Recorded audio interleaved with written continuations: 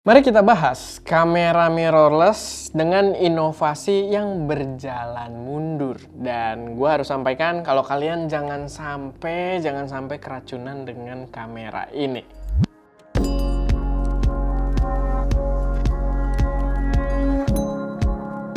Halo semuanya, selamat datang di channel SM Media dengan gue Erwin. Dan pada video kali ini gue pengen bahas kamera mirrorless Canon R100. Canon R100 ini adalah kamera yang benar-benar unik karena dia diluncurkan di tahun 2023 ini. Kamera mirrorless yang masih terbilang baru, tapi punya vibes kayak kamera keluaran 2010. Bener-bener inovasi yang luar biasa gitu ya dari Canon. Gue juga nggak tahu kenapa kamera Canon R100 ini bisa eksis sebagai produk yang bisa kita beli dari Canon, karena semua yang dibawa oleh Canon R100 ini menurut gue adalah sebuah keputusan buruk.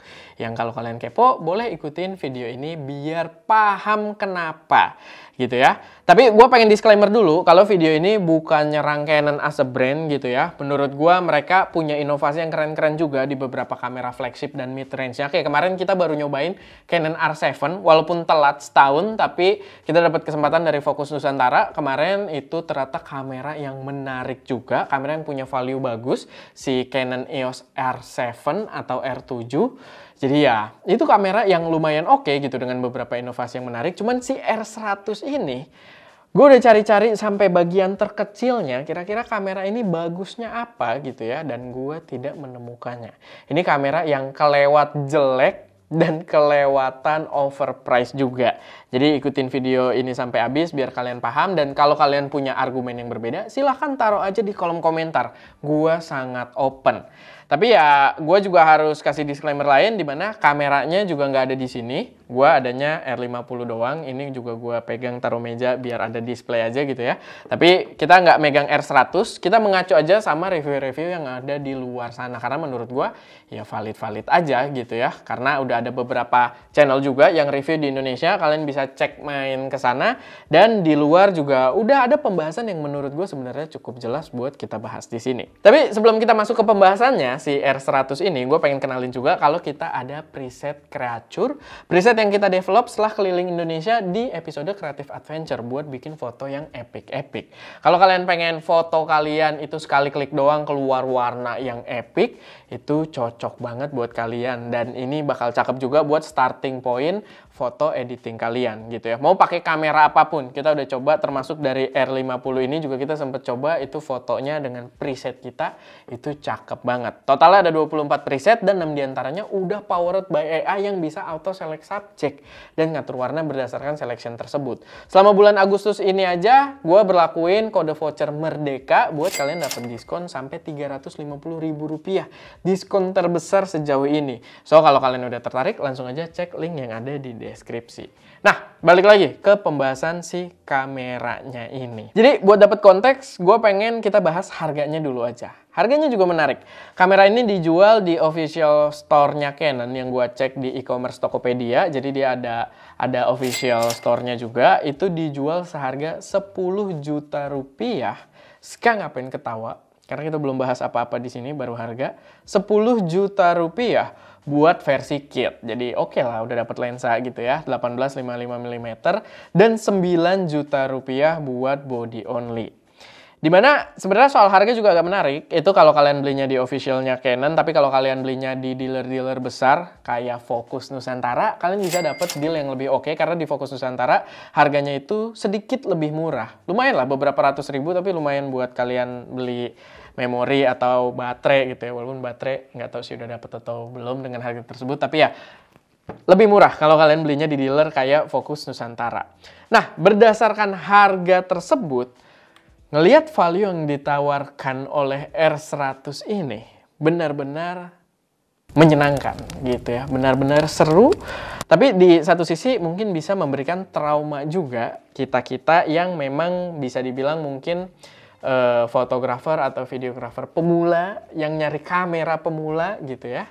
Nah, ngelihat R100 ini menurut gue adalah suatu jenaka tersendiri.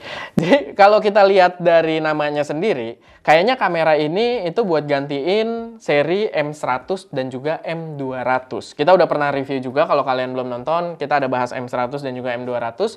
Tapi kalau lihat dari speknya, sebenarnya R100 ini cukup mengecewakan kalau pembandingnya adalah M100 dan M200 tadi gitu ya. Spek utamanya sendiri dia sebenarnya itu membawa sensor yang sama dengan M200. Dia bawa sensor 24,1 megapikselnya Canon dan prosesor Digic 8. Itu prosesor yang nggak terlalu tinggi juga dan itu memang identik juga dengan Canon M200. Tapi twist yang paling buruknya, gue langsung aja di sini, Canon EOS R100 R100 ini dia membawa layar yang fix di kameranya, jadi tidak punya mekanisme kayak si R50 ini dia variangle gitu ya. Dia nggak punya, tilt aja nggak punya gitu ya. Layarnya fix di belakang kamera R100 ini dan tidak punya touchscreen. 2023 perkembangan teknologi gitu ya. Harga 10 juta. Dia tidak punya touchscreen dan layar statis doang di situ. Itu hal yang gue balik lagi, gue bilang tadi twist paling buruk. Ini memang paling buruk gue taruh di depan gitu ya dari list gue. Karena buat kontrol dia jadi bener-bener limited. Kamera entry level itu dialnya sedikit, termasuk di ya R50 ini juga sedikit gitu ya, dial-dialnya buat kita kontrol itu sedikit. Touchscreen itu bantu banget dari kamera-kamera Canon terutama, apalagi yang biasanya memang jualnya di situ gitu ya. Itu bisa buat kita bantu kontrol berbagai menu gitu ya dengan cepat gitu. Kita bisa touch gitu kan, apalagi sebagai pemula yang lumayan terpaku pada interaktifnya si layar ini, itu bener-bener kepake banget. Gue juga ngerasain di R50 ini. Kalau layarnya tidak touchscreen, yang by the way, sempat kejadian, jadi gue sempat ngobrol sama, kalau kalian belum nonton, kita sempat R50 dipinjem sama channelnya Kristo Chandra, dia ada review R50 ini, dia ada sharing ke gue juga, itu kalau dicolok ke HDMI, kamera ini, touchscreen-nya kan mati. Itu langsung susah ngatur apa-apa. Karena dial dia cuma sedikit gitu. Dialnya cuma satu. Di sini doang nih dial pengaturan gitu ya. Jadi buat kayak exposure triangle ngaturnya susah. Begitu touchscreen-nya mati gitu ya. Apalagi di R100 ini. Yang touchscreen-nya memang tidak ada dari awal gitu ya. Jadi itu adalah hal yang sangat-sangat buruk. Jadi kontrol menjadi limited.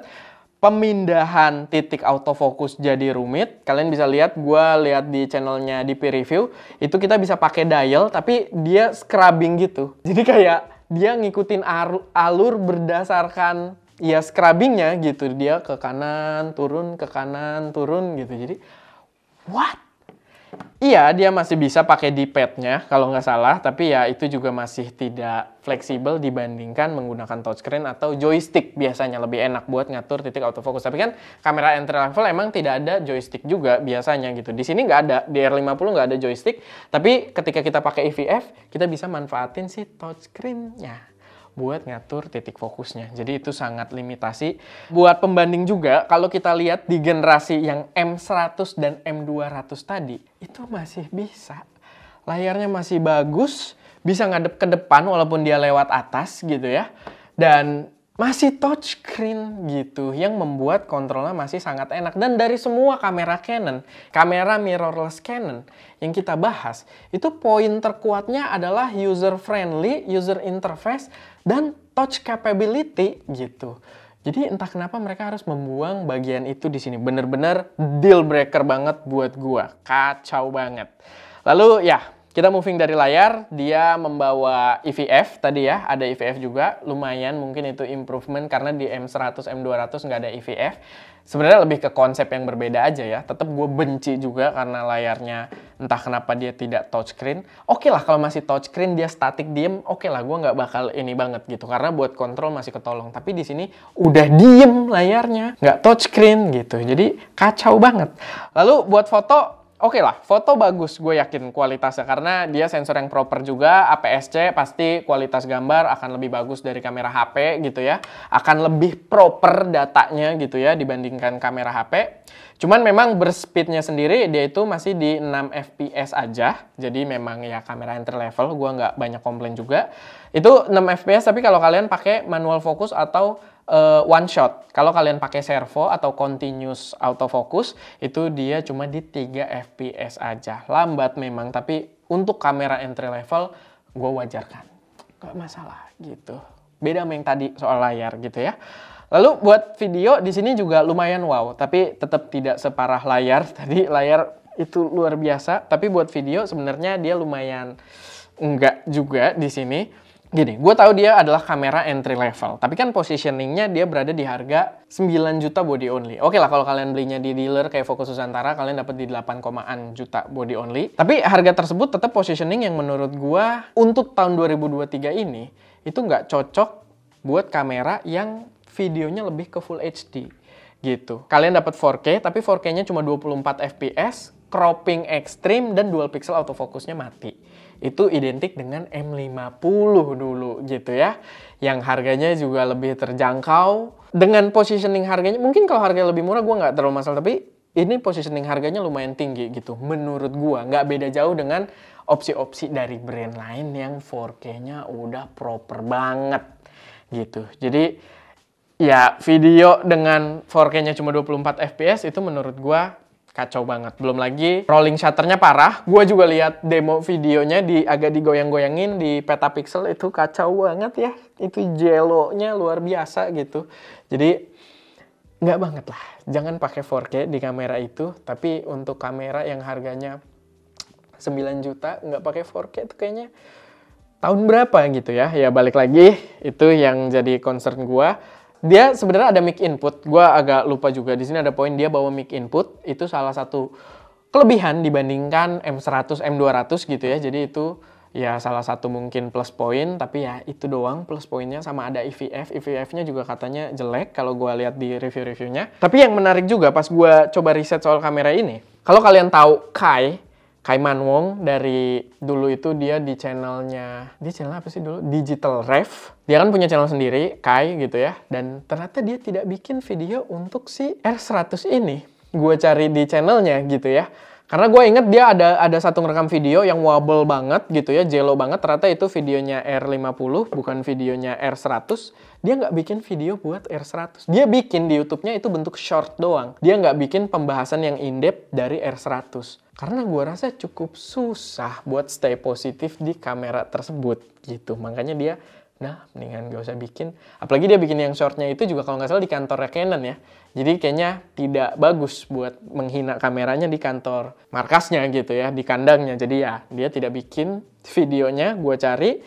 Begitu juga temennya, si Lok di channelnya juga nggak ada. Ternyata pembahasan si R100 ini menarik. Dan memang YouTuber reviewer luar itu jarang banget yang bahas R100 ini. Karena mungkin tujuannya adalah mereka tidak ingin kasar gitu ya. Dan bagus, terserah mereka gitu. Tapi yang bahas nggak banyak.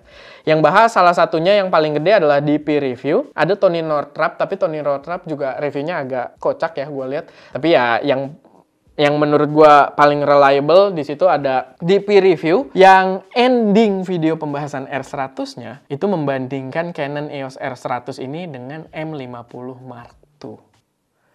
Kok bisa gitu di endingnya, di review ini, reviewnya di peer review yang sangat-sangat komprehensif dan lengkap, dia bandingin dengan M50 Mark II. What banget gitu. Kenapa? Karena saking buruknya. Dan kalau kalian mau cek reviewnya silahkan aja gitu ya. Tapi kesimpulan mereka di kamera tersebut juga nggak bagus gitu. Mereka lebih rekomendasiin naikin dikit ke R50 gitu kan. Atau ya banyak opsi-opsi lain yang sebenarnya lebih menarik. Belum lagi, ya kalau kalian di ranah low budget ya, RF system juga sekarang masih susah banget karena lensa third party belum ada. Lensa APS-C prime lens mereka yang kualitasnya bagus dengan bukaan gede juga belum ada. Jadi susah gitu. Kalau misalkan kalian kayak ke Sony, ke Fujifilm, kalian bisa ngambil lensa-lensa kayak Sigma, Viltrox, Tamron dan lain-lain gitu ya, lensa prime bukan gedenya udah banyak, kalian mau bereksperimen atau main ke Samyang, Yongnuo dan lain sebagainya udah banyak, ke RF system belum ada gitu. Jadi ya akan sangat memberatkan. Jadi kamera ini berada di positioning yang sangat-sangat rumit menurut gua si R100 ini, dan kemungkinan mungkin ya, ini mungkin doang sih, ini pendapat gue pribadi juga. Terserah kalian mau berpendapat seperti apa, tapi kayaknya mungkin ini adalah kamera decoy. Jadi kalian lihat kamera ini, geli, kalian milih R50 gitu ya. Mungkin cuma sebatas kamera decoy biar kalian beli yang kakaknya gitu, kayak minimal R50 lah. Karena R100 ini emang parah banget. Dari gue pribadi, gue pun nggak suka R50 sebenarnya. Gue nggak suka, kalian bisa lihat video gue, itu ada beberapa pembahasan, salah satunya jangan beli R50. Walaupun ya kalian simak dulu videonya karena nggak oversimplification kayak gitu juga, tapi gue nggak begitu suka R50. Tapi dibandingkan R100 ini, jelas mendingan nambah dikit ngambil si R50 gitu. Tapi ya, paling itu aja sih sedikit pembahasan dari gue seputar Canon EOS R100 ini. Semoga bermanfaat, semoga nggak terlalu panjang, semoga bisa jadi referensi buat teman semua. Kalau ada koreksi, saran, atau pertanyaan, silahkan taruh aja semuanya di kolom komentar. Kalau kalian punya pendapat kalian sendiri soal kamera Canon EOS R100 ini, taruh semuanya di kolom komentar. Atau kita bikin lebih menarik. Kira-kira dengan 10 juta atau 9 juta bisa dapat kamera apa sih selain Canon EOS R100 ini? Mending apa? Ini waktunya kau mending buat bersuara di kolom komentar karena ini saat yang paling tepat. Oke, paling itu aja. Gue Erwin di belakang kamera Daska dan jangan lupa tetap berkarya.